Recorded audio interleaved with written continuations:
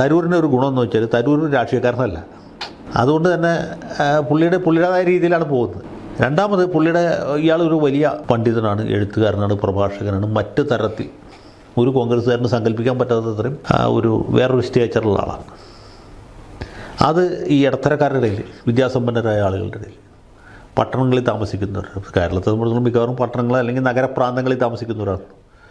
അവരുടെ ഇടയിൽ ഇത് ഭയങ്കരമായിട്ട് ക്ലിക്ക് ചെയ്യും. അഗൻസ്റ്റ് പിണറായി വിജയൻ വളരെ ക്രൂഡായിട്ടുള്ള ഒരു നേതാവാണ്. അപ്പോൾ ആളുകൾ കുറേ കൂടി ഡിഗ്നിഫൈഡ് ആയിട്ടുള്ള UN-ലൊക്കെ വലിയ ഉദ്യോഗം ഭരിച്ചിട്ടുള്ള, വലിയ ബിരുദം നേടിയിട്ടുള്ള, ഇംഗ്ലീഷ് നന്നായിട്ട് സംസാരിക്കുന്ന, ഇംഗ്ലീഷും മലയാളം, അപ്പോൾ അങ്ങനെ പിന്നെ വളരെ സുന്ദരമാണല്ലോ.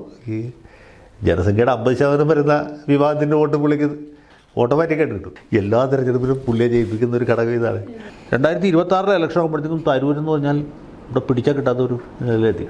തരൂർ എന്ന് പറഞ്ഞാൽ ഒരു അൺക്വസ്റ്റ്യനബിൾ ലീഡറായിട്ട് എമർജ് ചെയ്ത് വരണം. അതിന് വേണ്ടിയിട്ടാണ് ഇപ്പം തന്നെ ഫീൽഡ് ചെയ്തേക്കുന്നത്.